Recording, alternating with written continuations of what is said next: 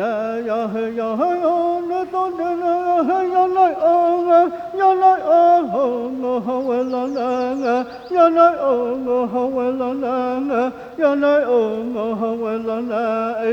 oak provides the acorn nuts that the Apache people have utilized for hundreds of years. It's been a part of the way of life for the Apaches.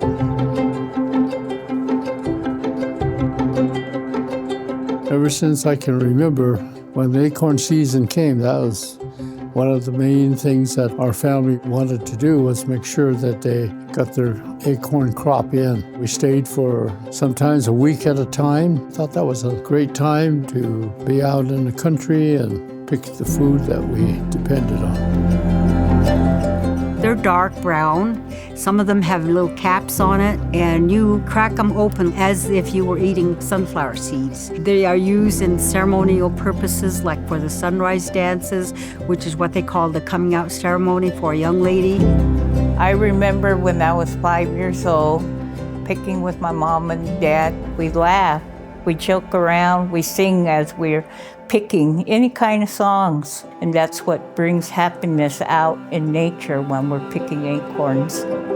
My family used to pick acorn ever since I have known, but it seemed like with the weather changing and all, to where acorns are coming in late into certain areas. Right now our forest is too thick.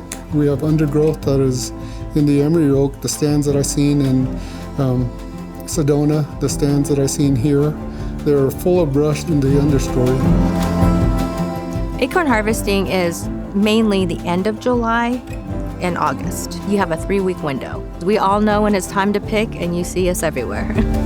If you ever get a map and you look at the Apache territory, you'll see that our historical territory basically lines up with the acorn Emory oak groves. That's why I'm working with the Tonto National Forest and the Coconino on this collaborative tribal restoration project. Years ago, we would be able to just go and pick. With the development coming on, it's hard for us to just go into the yards that we used to pick in. We have to ask permission. And it really shut down their access to places they've been going for not just generations, but for centuries. This was our homeland. Where these national forests are now, that's where our ancestral homelands used to be. So just to restore that would be something like a good achievement. Our world today is very different than 200 years ago.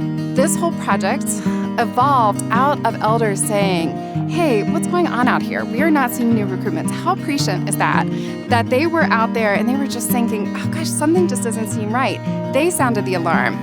So they saw this years back, so they brought this project to fruition so we don't lose our culture, so we don't lose the trees, so we don't lose this food. We have invasive species occurring in these stands. We have lots of roadways. We have changing climate. We have all of these different factors. So the idea is really simple. You go into these Emory oak stands and you remove the vegetation that shouldn't be there.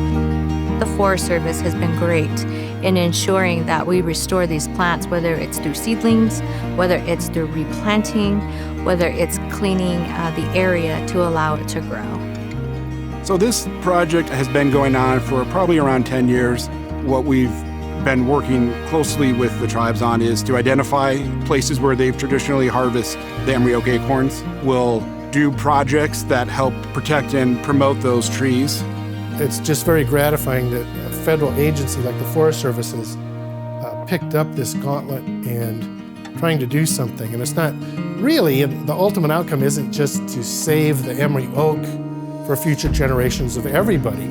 It can't help but increase the general health of the entire forest.